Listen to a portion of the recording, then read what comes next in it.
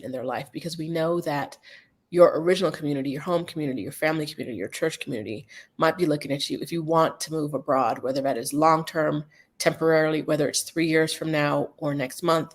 Your family may be looking at you like, girl, that sounds crazy. What are you talking about, right? Mm-hmm. And so having a different community that supports you and believes in that dream is priceless. I would add one more where to start piece, right? So where to start if you're interested in moving abroad, if you're interested in something different, dream, right? Give yourself a space to dream. What we don't talk about enough, I think, is that you can you can build from the beginning, right? You can start from the beginning. And so give yourself a space and an opportunity to dream. If you were to assemble your life from scratch today, what things would you want in it and what things would you not want in it? What would you want to add in? That's why I think a lot of our women end up abroad. When a lot of women in our community start abroad, that's why a lot of them stay abroad. Because when you pick up your feet and you go to another place, you really did get to start from scratch. Mm-hmm. And in your life is something that you put there, right? Roshida and I, we're in places that we love to be. Everything that we come in contact with is something that we put there.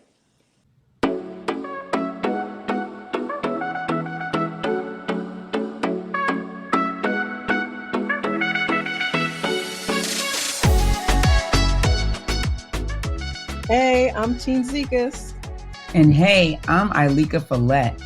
We are business owners and moms with corporate backgrounds, and we are all about getting Black women paid in both corporate and business.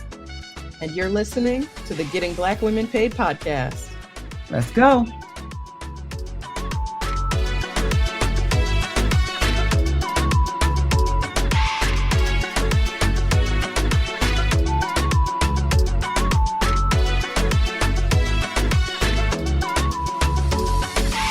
Hello and welcome to another episode of the Getting Black Women Paid podcast. I am Teen Zekas, your pivot and pay strategist. And today I am so excited because we have not one, but two amazing guests for you all. We're going to get into why they're here and what they're talking about, but I'm too excited. So let's just bring them on. So I would love to welcome Miss Stephanie Perry and Miss Roshida Dowe. Hello, welcome. Hi. Hey, gang. We're so glad. Yes, I'm so glad to have you both. I'm so honored that you are spending some time with me. I want to give just a brief intro of how we met, and then I'd love for you to introduce yourselves. So, we met 2 years ago when I spoke at your event, ExodUS Summit, that we're going to be talking about at length, and the theme of the event was making that move abroad money. And I spoke on the 3 secrets to earning the salary you deserve.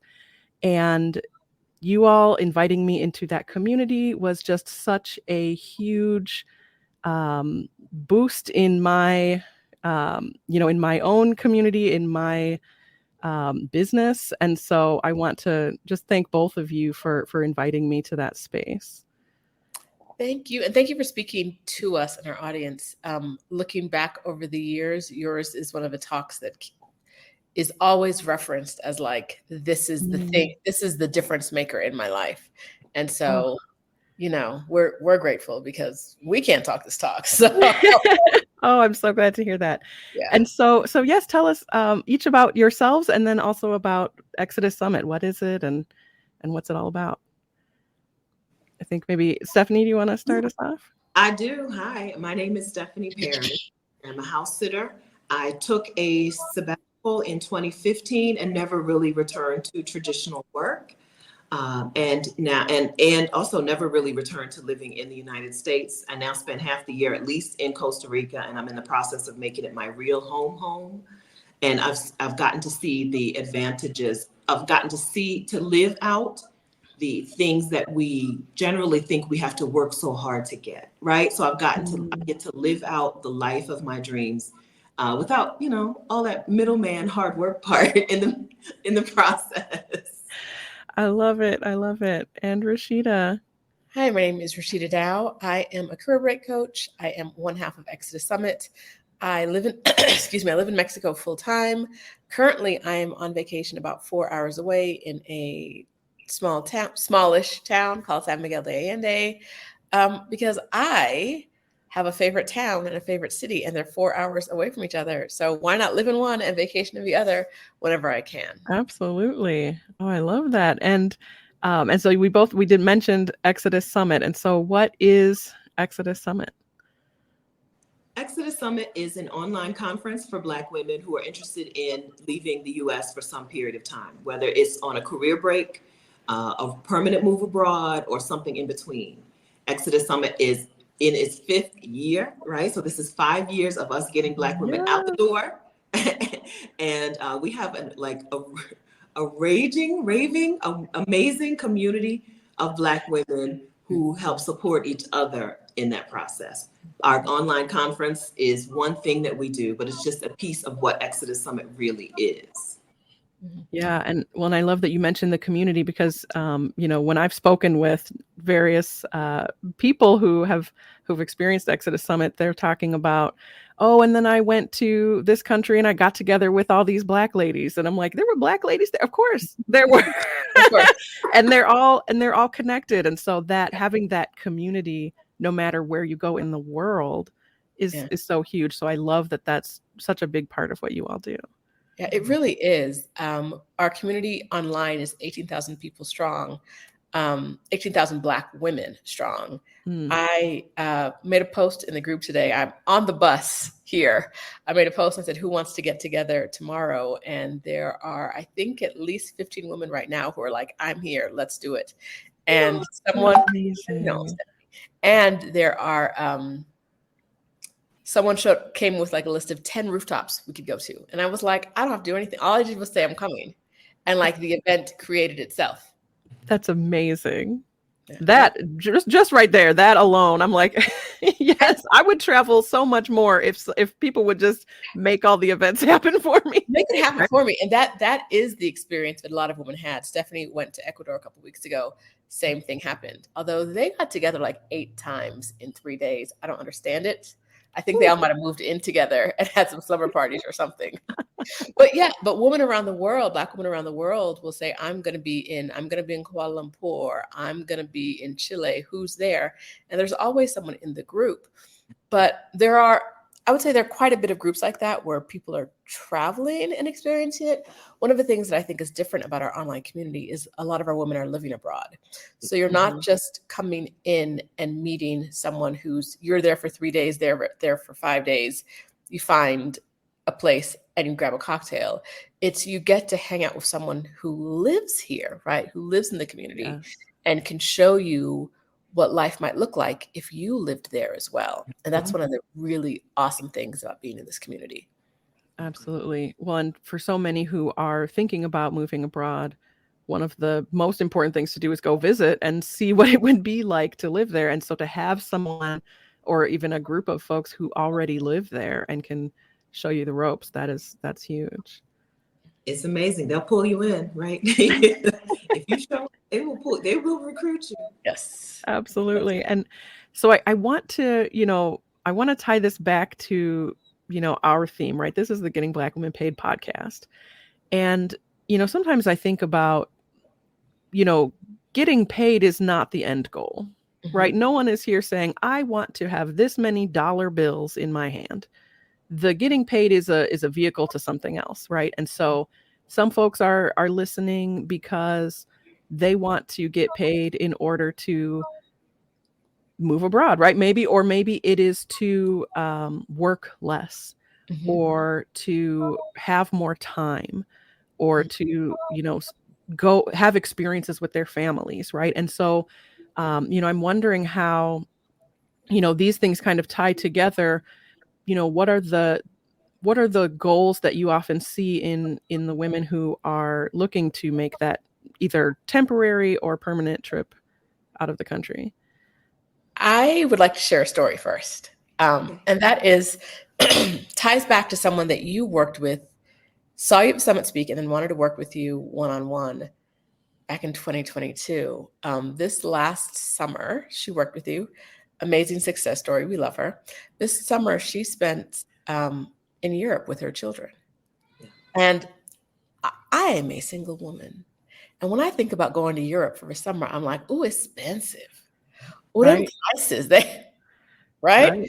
But no, she took 3 of them, right? And went to Europe and had a grand old time. And I think she's already in the when are we going back phase. So not only Yeah. was she able to take quite a bit of time from work, she went to like the most expensive place you can go in the summertime and brought more than just herself, had the resources to also bring her family. And so she's not someone who lives abroad, but she's someone that's introducing her I think teenage children to like what life is like when you spend a significant amount of time outside of the States. Yeah. And I think that's a good example of like tying in how we spend our money and like why making money matters, but also why it's more, like you said, it's more than just making money, because the numbers are nice, but the numbers don't do anything on their own. Right. And when you mentioned the summer in Europe, I realized who you are talking about. And and I want to plug that she more than doubled her salary. Good. And that enabled that kind of travel, right? And so as you're saying, the money itself is not the goal. It's I want to increase my income so I can give my child experiences outside of the United States, to learn about different cultures, to learn about, those kinds of experiences cost a lot of money. Right. Mm-hmm. Right. That's right. The women in our community want to be able to live a full life, right? That's what they want. They want the resources and the time, the money and the time to be able to live and not have to, work until they're what we would call traditional retirement age and then try to squeeze everything in then. They want to be able to live a full life now. They want to be able to enjoy things, relationships, friendships now. They want to be able to see the things that they want to see. It might be see the world, might be see their own city, might be see themselves being an artist, right? But they want to be able to experience a full life. And money is a pathway to do that. Money is how people have always been able to live full lives, right? People have always let's pay for a nanny, let's pay for a gardener so that we get some time back. Money has always been a pathway to those things. And the women in our community are like, okay, yeah, me too. I'm on that same pathway. Mm-hmm. Yeah. And so I imagine, similar to myself, when I got to attend the summit as well, when I spoke, and my first thoughts hearing these stories of women doing these amazing things was, well, but I couldn't do something like that. Like, so many people are doing these things, but that doesn't seem like something that could be for me, or like, I don't even know where I would start to make the logistics happen for that. So what do you say to those women who are saying, oh, okay, yeah, that sounds great, but I can't even envision that for myself? We totally understand why it seems so out of left field, right? It seems so hard, right? There's there's so many unknowns. That's why we created Exodus Summit, because those things that seem like obstacles, the things that seem like reasons why this works for her, but it doesn't work for me because of X, Y, Z, right? Those are the exact things that we like to address in our events and inside of our community. There are women who are abroad with the same butts that you have, right? The same butts, but I'm too tired to plan it, right? Or I got these kids and they have to go to school, and I have a spouse, I have a partner, who has a job, or I have a job that is located in this particular location. And I just don't know how this could work for me. It looks like a fantasy, but I don't even know how to make this look like a real life experience. Everybody who started in that same place. Everybody who moved abroad or spends their winters out of Chicago, girl, right? Everybody who's doing this, listen, this is a recruitment session. We're trying to get y'all out of there in the wintertime. Everybody who's already doing that started in the same place. So the first thing we tell people is, it's okay, right? It's okay to come up with this list of things, this list of things that you think are obstacles, and then address them one at a time. This is why these resources exist. If you had to figure it out on your own, we know it wouldn't happen. we're tired. Ain't nobody got time for all that. Right. We understand that. But this is why we create resources and we create community in these places, because you really don't have to figure these things out on your own. You just find somebody who has the same butts that you have. And you ask her, but how did y'all work this out? How did you figure out a solution to this? Or did you completely ditch that thing altogether? Sometimes it's, leave some people behind.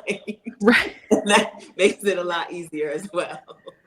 Yeah. Wow. To Stephanie's point, when you see one woman who tells her story, it's really easy to be like, and this is how, instead of focusing in on the similarities, right? Focus in on the differences and say, okay, but she had this resource, or she doesn't have this thing that I have to deal with. But when you're in a group of 18,000 women, right? Or if you're at the summit and they're just, that's a smaller number, but there are thousands of women attending the summit, it's much easier to find someone that is like, oh no, that's me exactly, right? Like, oh no, like that person is me. And maybe she's not abroad yet, but she can talk to me about how she's doing it, what her plans are. This thing that I thought was a problem for me that she doesn't see as a problem for herself. Let me have a conversation with her about like how she's handling that. And that's one of the great things about the summit, is that we really focus in on community. There's an element, it's not the whole thing, definitely, but there's an element of not just community building, but that is sort of like self-led, like whatever things we have these salons or our breakout rooms where people get together about a shared interest. If you have a reluctant husband, maybe there's a reluctant husband room, also known as a leave him behind room, but I'm not married. Roshida, I already know your opinions about any man holding you back. If he's holding you back. Oh, okay. Anyway, there are rooms, people who, there's going to be room for people who want to move to Italy, people who don't know, who think their children aren't going to be open to it. So that you can kind of talk through different things. Sometimes the breakout rooms are related to where people are coming from. So like here is a Gary, Indiana group, right? Of people who are coming from there who want to move. And that's one of the beautiful things, is that in that time, we're not telling you what to do, right? You get to self-direct. Who do you want to be in community with? How many communities do you want to be in? Because you can join 10 in that, in that time if you want to, or you can join one. If you want to lead one, you can lead one as well. It's very much, how do you create the thing you want to see? Stephanie and I have always been big proponents of, if there's something you want to see in the world, build it. And that came from a lot of times people asking us to do something, and we're not big doers. We're just not. We don't listen. Listen. The women listening to this podcast are probably tired right now, and some of them, no matter how tired they are, will always say yes when someone asks them to do something. We say no. We say no, and then encourage you to do it yourself. One of the questions we got at, rambling right now, but one of the questions we got asked early was, can we create a group for the women over 60? Neither one of us is over 60, right? So we could create it. But Sistren, you are over 60. Why don't you create that group and have women you manage it and you do that? And it's a flourishing group now, right? They are flourishing. They are doing the thing. They are enjoying life.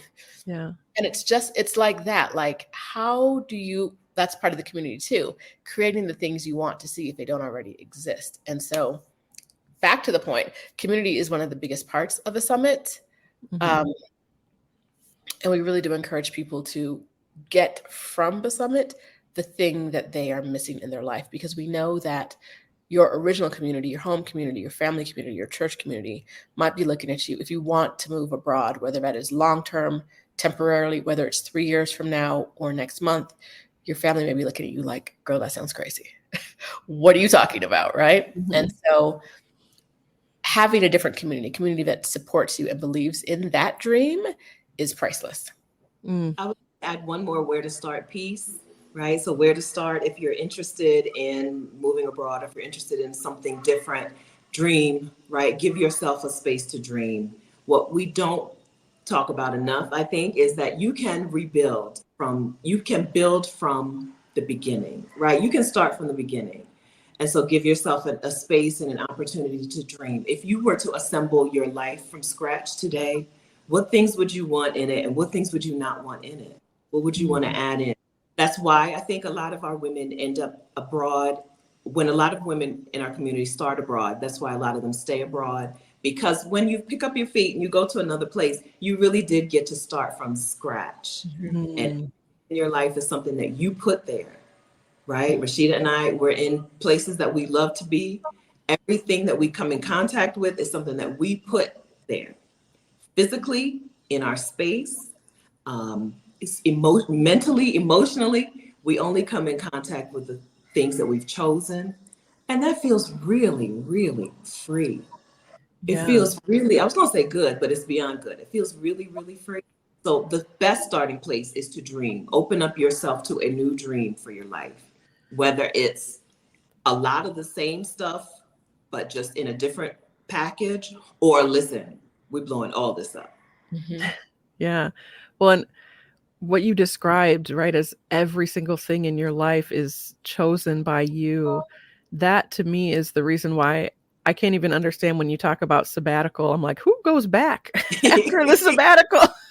I'm like, it's a little bit of a trick. It's a little bit of a bait and switch. But we're not doing it to you, right? Like we're full proponents of career breaks and sabbaticals. Mm-hmm. But when you go on one, most people are like, what is short of something super illegal, what is the way that I don't have to go back to work or go back to the life I knew before? And so, yes, we welcome people. Take a break, go abroad, see some stuff. Yeah. See, and not just some stuff, like it's great. Yes, you went to a new museum, you saw some art, you saw some artifacts, but see how people are living. That's the thing that makes a difference in a lot of people's lives. See that people outside of the US aren't running down the street, drinking coffee and eating like a breakfast McMuffin or whatever they are, because they don't like the train was crowded and late and now they got 3 minutes before they got to be at work. And if they're late, their boss is going to yell at them, right? Like it's just not how people outside of the US live. And so seeing that difference can really make a shift in your mindset about your own priorities. And when your priorities change, it's really hard to go back to sort of that like American way of life. Yeah. Well, and one thing that always stands out to me, Stephanie, I believe this was a story you told about having a friendship where it didn't come up for a long time what her actual job was. Yeah. Because in the US, right, the first thing you say when you meet somebody after what's your name is what do you do? And by what do you do, you mean what is your job that gets you money? Like what are you contributing to capitalism? Yeah. And that's just my understanding. I've not lived abroad, is that that's not how most other cultures interact. Can you speak to that a little bit? They absolutely do not. So in the US, it's what you do because I need to know how much respect to give you. I need to know how well I should treat you based on what. No, so I was in somewhere in Southeast Asia. No, had to be the Philippines. I was in the Philippines and I contracted leishmaniasis, which is gross. Don't look it up. Okay. I went to a beach that they said don't go to because there's bugs there that are infected. I went to the beach with the infected bugs and I got infected.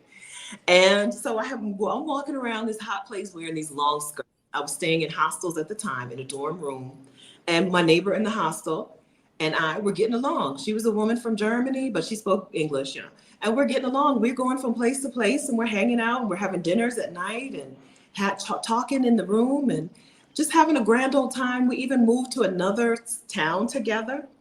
And then finally, I show her why I'm wearing these long skirts, and I show her my legs, and she says, "Oh, that's leishmaniasis. I know that because I'm an infectious disease researcher." Right? Meanwhile, I had no idea, and I was a hospital pharmacy technician, right? So, like, we had a little, she did drug trials and stuff, right? But we had no idea, and it had never come up. It never come up. We've had dinners, plural. We've taken long bus rides together. We've spent days just looking at temples and stuff together. Not one time did I say, "What do you do?" Not one time did she say, "What do I do for a living?"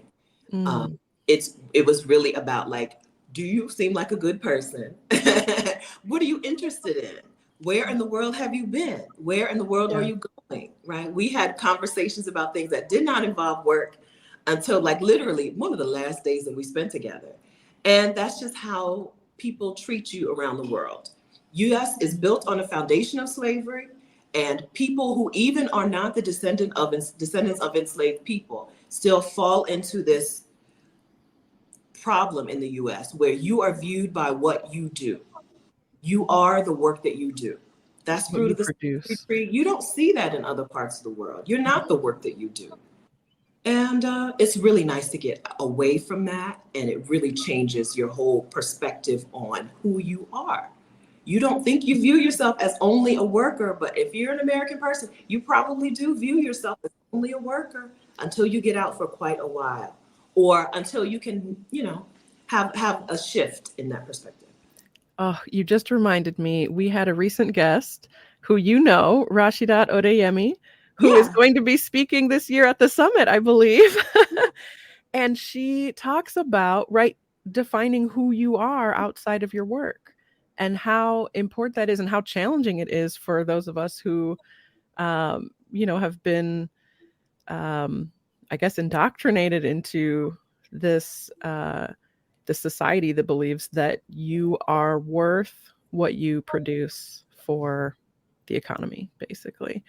And so I love that you address that as well. I'm wondering, though, for those who are saying, okay, a career break is not feasible, I'm going to need to work and be abroad. What resources do you all have for folks who are trying to figure out how can I do a move abroad, but still work? How do I talk to my employer about that, or what do you have for them? So we think that if you like your job, you really like your job, we have resources to help you talk to your employer, that team. So if you seriously like them, you gotta like them. We want you to come to the summit and hear from Frances Benjamin, who we mentioned earlier is going to be talking about making your job remote or taking it with you. But we also have some talks from Libria Jones, who helps women get remote work, about how to get remote work today, right? So she's spoken at a summit before, but the job change world changes enough that she's going to give us an updated talk about the things you need to know to get a job in today's economy, to get a remote work from anywhere job in today's economy. And she's going to do an additional bonus workshop for our All Access Pass members after the summit so that they can do some hands-on work of like doing the job search right along with her. Mm. Oh, that's amazing. Yeah. So for any of you folks who do not know Libria Jones, I also met her through the ExodUS Summit, and she is incredible. Just for that workshop, I would say it's worth going, because that, even if you're listening and you're saying, I don't necessarily want to move abroad, but remote work, how to get a remote job in this current economy, that is invaluable for, I would say, 99% of the people listening to this. So that's fantastic. Yeah, being location freedom, like being free to be somewhere else, is really wonderful. I think it's one of the freedoms that we kind of undervalue, because even if you're not yet financially free, even if you need to make more money to be able to live, which is where I am, right? I still need to make more money to live out the rest of my life. Being able to do that from Costa Rica, girl, or being able to do that from your house, right? And not having to go see them people that you don't really like all that much, or being able to do that from wherever you choose in the world. It's really underestimated. Remote work can really set off some things in your life, set some things into motion, beyond just not having to go into the workplace. It's a really amazing switch to be able to turn on in your life, a really amazing thing to be able to access for yourself. Yeah. And even when we say location freedom, for me, I mean, I'm in Chicago, as you mentioned, with those cold winters. Yes, you are. And I have many reasons that I'm based in Chicago and I don't want to go somewhere else. But remote work helps me spend more time with my kids. Mhm. It helps me with all kinds of ways I can live my life differently because I'm not going into an office. So even if, even if you're moving abroad is not a goal, that location freedom has so many different aspects to it. Absolutely. And I'm wondering, one of the things, Stephanie, that I know you speak to is living a life of ease. And I think so many of us are taught that you need to work harder to get more, that the only way to advance is to be the best and to, work twice as hard to get half as much and all these things. And I'm wondering if you can speak to us about not just the value of a life of ease, but the possibility of that for all of us. So hard work is not your purpose, friend. I may not know you, friends, okay? But I do know for sure that hard work is not your purpose. Hard work is not what you were put on this planet to do. But we do live out our lives as if work is what we're sent here to do at the expense of everything else. I think that is no question. I think that's fruit of the slavery tree. And I think that if you live your life as though you're expected to work twice as hard and get half as much, and so you live your life that way, I think you're just feeding into white supremacist ideologies. We have all acted at some point as an agent for white supremacy. Because we have operated within the system and operated at some point as if that system was just the way it is. When you opt out, right, you're not just opening up yourself to a better way of living, I think, or opening yourself up to more freedom to live. You're not just liberating yourself, but you're sticking it to the system. Stick it to the system, right? Don't keep operating within that. We're not supposed to be exhausted and burnt out. We're not supposed to be working ourselves to an early grave. The people who have convinced us that hard work is the honorable way to live our lives did that so that we would work hard for them, so that they could have ease, right? They're operating within that. They're embracing ease in their lives, right? From their yachts, right? Or in their pools, in their swimming pools. And it takes a lot for us to reject that. It takes a lot for us to opt out of it because there's so much conditioning and so much programming and so much telling us that, oh, you can't be lazy. But but in your own life, look at your own org structure, the org chart where you work today. The people who work the hardest are not the people who make the most money. Hard work and making money are not tied together. They're not tied together. You might have been operating as if they were. Sometimes we work harder and harder to make more and more money, but that they're not inherently connected. If you can recognize that in your org chart at work, you can start to recognize that in your own life as well. There is a way to flow and ease that includes more money to give you the life that you want. That does not require you to work yourself to death. That does not require you to have high blood pressure and heart disease and stroke, in your 30s and your 40s and your 50s. There is another option. And I think the beginning of that is just disconnecting yourself from the idea that hard work, there's some glory in hard work. Mm-hmm. Yeah, we are taught that hard work is a virtue in and of itself. And, working towards something you want is worthwhile, but just working hard, and as you said, to get sick and to be stressed is not it. And Roshida, I know that you help people take career breaks. And I'm wondering, when folks come to you, I mean, I know that it does seem like the trick is you're never going back once you take that break. But I'm wondering, how do you help people shift that mindset I always need to be going. And, if there's a gap on my resume, then something's going to happen or what have you. Like, how do you help people shift their mindset into that's not the most important thing? So 2 things I would say. To address your second point first, I talked to someone once. I interviewed her on my YouTube channel, and when she had a job, she left to take a career break. I did not, and so I was like, let me hear from your perspective, like how you felt leaving that job. And she said, "Well, I hated that job, and I knew that when I came back, I could always find another job I hated." And the light just went off for me, like, oh. Actually and factually, yes. Yes.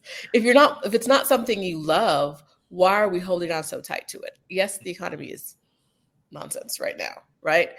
And yes, you might not come back to like the dream job you've been hoping for your whole life, but is that the job you have right now? If it's not, is it worth experiencing something new in the interim between your unhappiness and what else is out there for you? But about the first part about getting people to stop the go, that is the post-planning. When people start their break, that is the hardest thing for them to do, because they don't, I was the same way. You don't even realize that you're going. Like, I had a client recently was telling me how like she stopped working and she's so happy. All she's doing now is like building Lego thing, like large Lego things. Yes. And like, crocheting, but the crocheting is stressing her out because she keeps messing it up. So she has to do it over and over again. Like, does that sound like labor to you? Because it sounds like labor to me. And she was like, oh, she's like, well, what am I supposed to do when I'm like my free time? And I was like, go take a nap. Like, take it down. And another one, like, I almost suggested she pick up a book, but she reads. The problem is that she reads too much, in the sense that like she's going to read until 6 a.m. because she can't put a book down. So reading's not the answer for her, right? Because that's the thing that like isn't allowing her to rest. And so figuring out the thing that you are using like to fill the gap is one of like work is one of the most self-reflective things you can do in the beginning of a break. Like, what have I replaced labor for other people with? And sometimes it's a hobby that sounds fun, but if it's becoming a little obsessive or like I can't stop or it's stressing you out, put it down, right? I always tell people like, don't start your memoirs. Don't try to build a birdhouse. Like, just chill. Maybe take a walk, not like a 20-mile walk every day, right? I'm not saying be in the gym for 6 hours. I'm saying work out, take a walk, maybe go to a museum, but not every single museum in the city. Like, find some balance so that you are resting and that you can say like, I did something, and then some days I didn't do anything. I didn't do anything is the hardest thing for Americans to do. Right? Nothing. Like, but what about, and people typically like will rattle off a to-do list, but it's also like, how many of those things are really important to you today? How many of those things are like, do you have to do, or like the earth will spin off its axis? I'm guessing none, because we don't control that, right? So like, put the stuff down and save it for later. So if you're thinking about taking a career break, save your big projects for like 2 months into your break, right? Save it for a while. That's a really good point, because, my first thought when you're talking about building the Legos, I'm like, yes, I've been dying to do that because I got little kids and I can't get those little Legos in my house.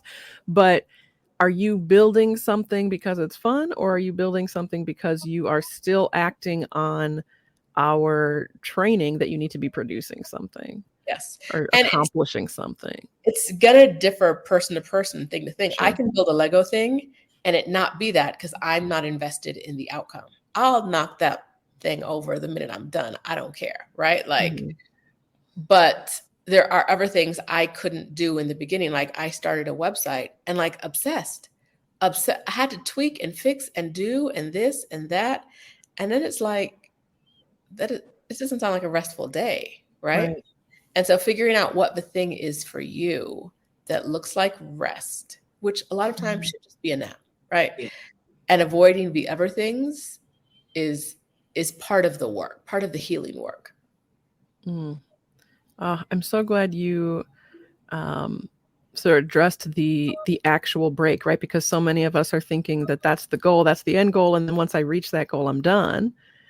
And it's like there's still the work of unlearning decades of of this stuff, and that healing happens over time. So I'm so glad that you help people through that, and acknowledge that it's different for every person, right?